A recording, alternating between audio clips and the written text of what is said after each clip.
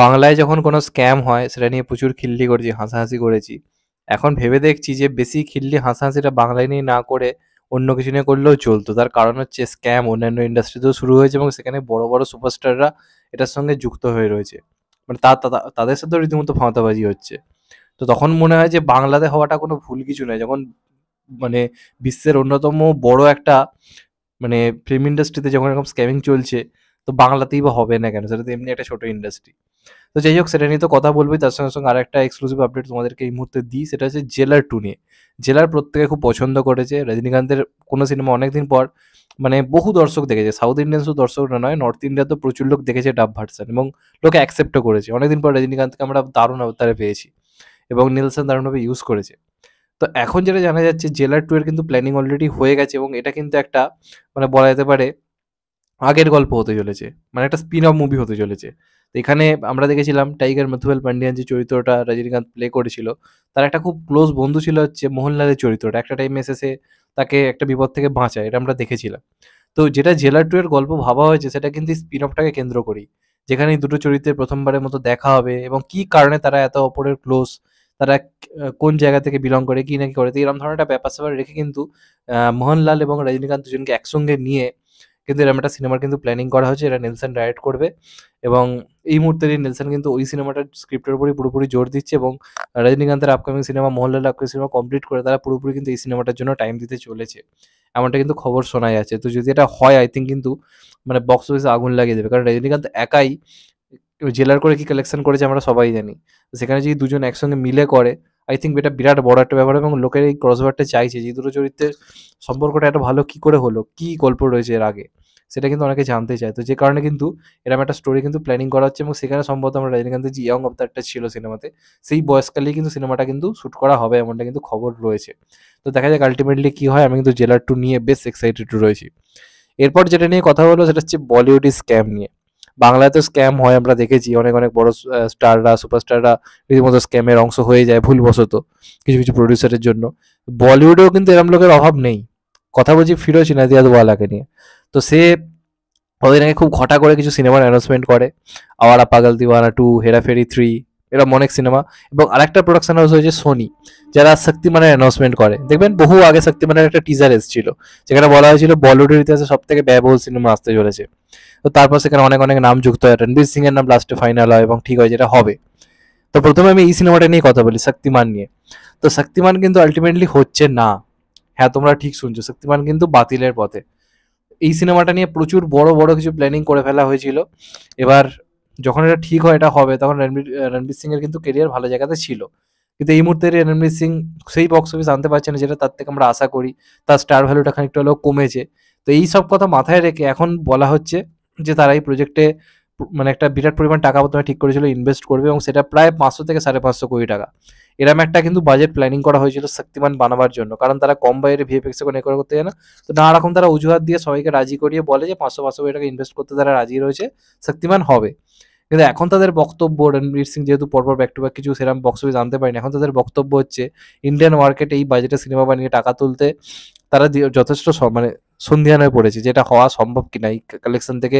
মানে এই বাজেট থেকে একটা দ্বিগুণ কালেকশন কি আসা পসিবল নাকি? মানে ধরুন 500 কোটি বাজেটের সিনেমা হিট করতে গেলে সেটাকে 750 কোটি, 800 কোটি, 900 কোটি কালেক্ট করতে হবে। তো সেটা তারা বলছে যে এই বাজারে এখন আর পসিবল নয়, যে কারণে তারা এখন নানা অজুহাত দিয়ে এই প্রজেক্টটাকে কিন্তু বাতিল করে দিতে চাইছে। এবং রণবীর সিং এর এটা দিয়ে একটা বড় সড়ো কামব্যাক হতো, কারণ শক্তিমানের একটা হিউজ ফ্যান ফলোইং রয়েছে। তো আলটিমেটলি এটা হচ্ছে না, কিন্তু এটা পুরোপুরি স্ক্যামই বলা যেতে পারে, কারণ বাজেট ইজিলি কমানো যায়। জওয়ান যদি 150-200 কোটি টাকায় বানিয়ে ফেলা যায়, এটা পাঠান যদি বাইরে হয়ে যায়, তাহলে এটা এমন কি বাজেট, ওই আদিপুরুষের মতো, শুধুই ঢপবাজি। আদিপুরুষ দেখে কি আপনার কোনো অংশে মনে হয়েছে 550 কোটি 600 কোটি বাজেট? ঘন্টা সব ঢপবাজি, জাস্ট হাইপ বাড়াবার জন্য।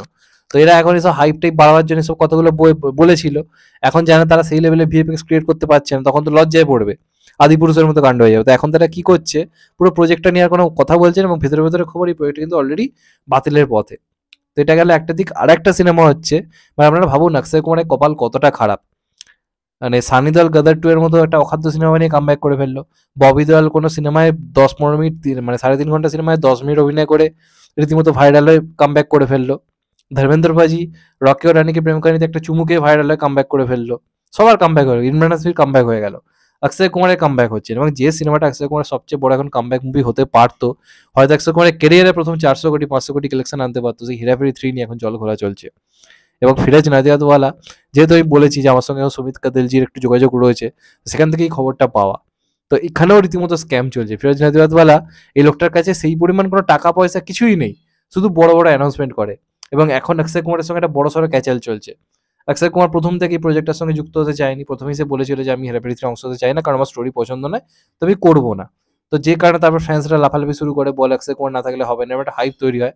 তো ওই হাওয়াতে গা ভাসিয়ে এসে তখন অক্ষয় কুমার যা বলে সেই কথা রাজি হয়। ফিরোজ নাদিয়াদওয়ালা রাজি করি না অক্ষয় কুমারকে, যে হ্যাঁ তুমি যা বলছো তাই হবে, তুমি যা বলবে তাই হবে, তো তুমি রাজি হয়ে যাও, আমি তোমার কথা মতো যেরকম তুমি যা চাইবে সেই অনুযায়ী হেরাফেরি 3 করা হবে। তো সেই অনুযায়ী প্ল্যানিং হয়, প্রোমো শুট ফুট সবই হয়ে যায়। এখনো দেখবে সেই প্রোমো শুট এখন অব্দি এসে পৌঁছয়নি।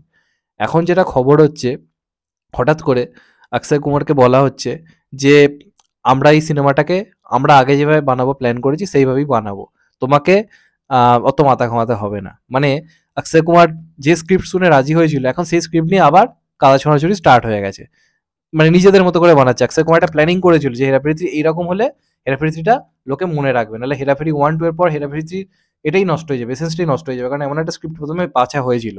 এখন যেটা বক্তব্য তাদের, তারা নিজেদের মতো করে যা ইচ্ছে প্ল্যানিং করে হেরাফেরি 3 করার প্ল্যান করছে। এবং তারা যেরকম ধরনের প্রতিশ্রুতি দিয়েছিল টাকা পয়সা এটা ওটার, এখন সেই সব কিছুই মানে জল ঘোলা। এখন নানা রকম টাকা পয়সা নিয়ে ক্যাচাল চলছে। মানে যে কথাগুলো বলে অক্ষয় কুমারকে রাজি করানো হয়েছে, মানে বেসিক্যালি ফিরোজ নাদিয়াদওয়ালা বলেছিল সুনীল শেট্টি এবং পরেশ রাওয়ালকে অক্ষয় কুমারের সঙ্গে কথা বলে রাজি করাতে, কারণ অক্ষয় কুমার ওদেরকে খুব রেসপেক্ট দেয়। তো ওরা নানা রকম মানে যেটা ফিরোজ নাদিয়াদওয়ালা ওদের বুঝিয়েছিল, সেটা আবার অক্ষয় কুমারকে ডেলিভার করেছিল হচ্ছে সুনীল শেট্টি এবং পরেশ রাওয়ালজি, যে কারণে অক্ষয় কুমার বন্ধুত্বের খাতিরে রাজি হয়। এখন এই তিনজনই খেপে গেছে, কারণ এদের তিনজনের সঙ্গেই ঠকবাজিটা হয়েছে। মানে সিনেমায় যেরকম এরা হেরাফেরি করে, এদের সঙ্গে হেরাফেরি করে দিয়েছে ফিরোজ নাদিয়াদওয়ালা। এখন তাদের বক্তব্য হচ্ছে স্ক্রিপ্ট যা হোক না হোক তোমাদের করতে হবে, টাকা পয়সা যা হবে না হবে তোমাদের করতে হবে। মানে এই সমস্ত কারণের জন্য কি হচ্ছে, Akshay Kumar back to back অনেকগুলো ফ্লপ দিয়েছে, তার একটা কামব্যাক দরকার। এখন সেও বুঝতে পারছে না কি করবে, ফেসে গেছে ভেতরে ভেতরে, কারণ হেরাফেরি 3 হওয়া খুব দরকার। এবং অক্ষয় কুমার যেন প্রডিউসার অ্যাক্টর, এখন থেকে বেরিয়ে গেলেও অনেক ক্যাচালে রয়েছে। তো এই কারণের জন্য এখন কিন্তু হেরাফেরি 3 নিয়েও কিন্তু জলঘোলা চলছে, যে কারণে পরেশ রাওয়ালজি মাঝখানে বলেছিলেন যে শুটিং শুরু হবে, এই হবে আর হবে, এখন অব্দি কিন্তু কিছু হয়নি। মানে অনেক বাংলাতে নাম সিনেমার ক্ষেত্রে আমরা শুনি শুটিং হবে হবে করে শুরু হচ্ছে না, এটার ক্ষেত্রে কিন্তু তাই চলছে। বহু আগে শুটিং শুরু হয়ে যাওয়ার কথা ছিল। এটা দেখবেন একটা প্রোমো শুট হয়েছিল, তার মোটামুটি 1 মাসের মধ্যে ঠিক ছিল শুটিং শুরু হবে, 6-7 মাস হয়ে গেছে শুটিং স্টার্ট হচ্ছে না। শুধু না রকম স্ক্রিপ্ট নিয়ে এটা ওটা ফিরোজ নাদিয়াদওয়ালা ভিড়ে যাচ্ছে, এই হবে হ্যান হবে ত্যান হবে এই চলছে। তো এবার ফাইনালি কি হয় সেটার উপর অনেক কিছু নির্ভর করছে, কিন্তু খুব খুব খুব ডিফিকাল্ট ব্যাপার এখন হেরাফেরি 3 হওয়া। এবং এটা খুব দুঃখজনক একজন কেন হয় আমার কাছে অন্তত পক্ষে। অক্ষয় কুমারের সঙ্গে এটা কখনোই ঠিক হচ্ছে না। মানে লোকটা একটা সত্যি কামব্যাক দরকার।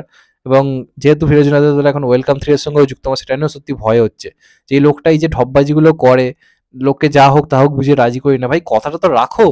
সে এত কিছুর পরে তো রাজিটা হয়েছিল, সবকিছু শুনেছে তো বলেছে আমি করবো, সে যাই হোক না কেন আমি করতে রাজি, এবার তার কথাটা একটু ভ্যালু রাখো। এখন তুমি কথা ঘুরিয়ে দিচ্ছ এই স্ক্রিপ্ট করবো হ্যান স্ক্রিপ্ট করবো, টাকা এই দেবো ওই দেবো, এটা তো ঠিক নয় না। মানে সিরিয়াসলি অক্ষয় কুমারের কপাল প্রচন্ড খারাপ যাচ্ছে সিরিয়াসলি। দেখা যাক, এটা হলে অক্ষয় কুমার একটা জোরদার কামব্যাক হবে মনে রাখার মতো। না হলে বিএমসিএম কতটা কি করতে পারবে আমার তাই নিয়ে কোনো ডাউট কিন্তু রয়েছে।